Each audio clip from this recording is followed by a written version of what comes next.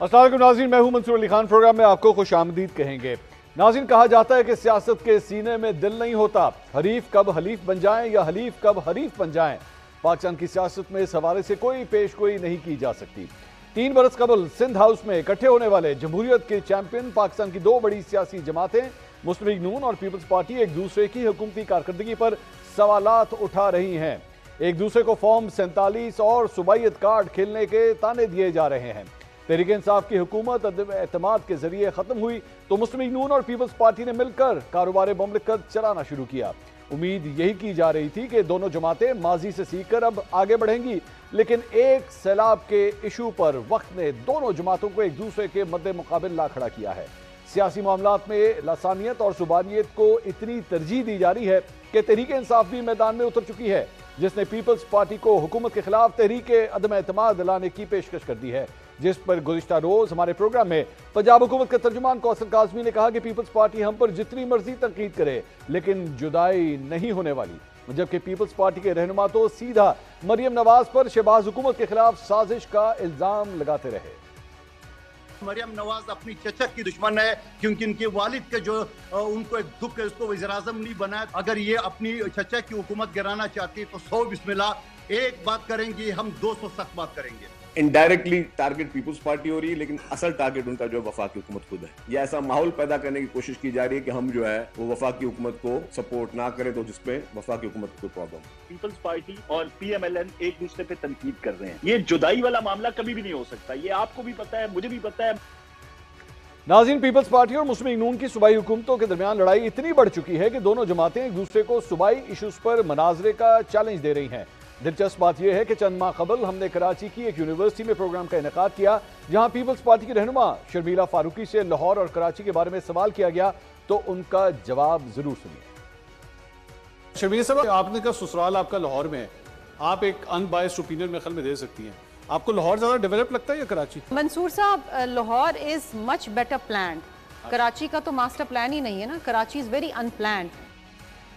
ناظرین، وقت کی ایک خاصیت یہ بھی ہے کہ یہ جیسا بھی ہو بدل جاتا ہے۔ سندھ ہاؤس میں تحریک انصاف کی حکومت کو ختم کرنے کے لیے اکٹھے ہونے والے اب آپس میں ہی الجھ پڑے ہیں۔ دونوں جماعتیں ایک دوسرے پر الزامات لگاتے ہوئے اتنا آگے بڑھ چکی ہیں جہاں سے واپسی تو شاید ہو جائے، لیکن آنے والے دنوں میں ان الزامات کی گونج سیاسی فضا میں سنائی دیتی رہے گی۔ اگر یہ دونوں جماعتیں جو آج ایک دوسرے کے ساتھ بیٹھنا بھی پسند نہیں کرتی، سینٹ اور قومی اسمبلی اجلاس سے واک آؤٹ ہو رہے ہیں، ایک دوسرے کے خلاف تقریریں ہو رہی ہیں، کہا جا رہا ہے کہ یہ وہ الزامات ہیں جن کو لے کر تحریک انصاف آنے والے دنوں میں دونوں جماعتوں کو آئینہ دکھائے گی۔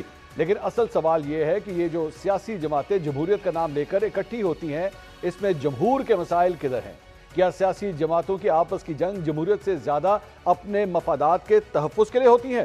شاید حالیہ سیلاب سیاست میں رہی سہی شائستگی کو بھی ساتھ بہا کر لے گیا ہے۔ سیاسی معاملات پر معافی کے مطالبے کتنے درست ہیں؟ تحریک انصاف سے بھی 9 مئی کے واقعات پر معافی مانگنے کا مطالبہ کیا گیا تھا، اب بھی ایک معافی کی کہانی شروع کی گئی ہے۔ یہ معافیوں کا سلسلہ کہاں جا کر تھمے گا؟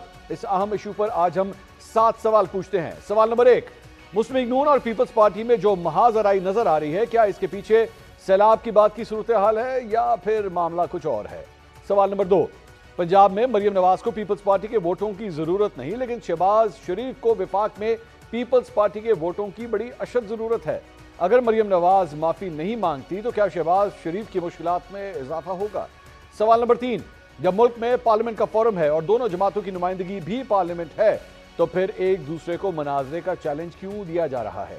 سوال نمبر 4، نہروں کا معاملہ بلاول بھٹو اور وزیر اعظم نے خوش اسلوبی سے طے کر دیا تھا، اب ایسا کیا معاملہ ہے کہ دونوں ابھی تک سیز فائر کے لیے متحرک نہیں ہوئے؟ سوال نمبر 5، تحریک انصاف نے پیپلز پارٹی کو پیشکش کر دی ہے، اگر پیپلز پارٹی تحریک انصاف کی پیشکش قبول کر لیتی ہے تو کیا تحریک انصاف ساتھ دے گی یا پھر اپنی پیشکش پر یو ٹرن لے گی؟ سوال نمبر 6، پیپلز پارٹی اور مسلم لیگ نون میں اختلافات بڑھتے جا رہے ہیں، کیا اس سارے معاملے میں تحریک انصاف اپنی حکمت عملی تبدیل کر کے کوئی فائدہ اٹھا سکتی ہے؟ سوال نمبر 7، تحریک انصاف کا پارلیمانی ریکارڈ کوئی بہتر نہیں، اب پیپلز پارٹی نے بھی مریم نواز کے بیانات کی وجہ سے قومی اسمبلی اور سینٹ سے واک آؤٹ کرنا شروع کر دیا ہے، کیا مسلم لیگ نون پیپلز پارٹی کے بغیر باقی اتحادیوں کے ساتھ مؤثر طور پر پارلیمنٹ کو چلا سکتی ہے؟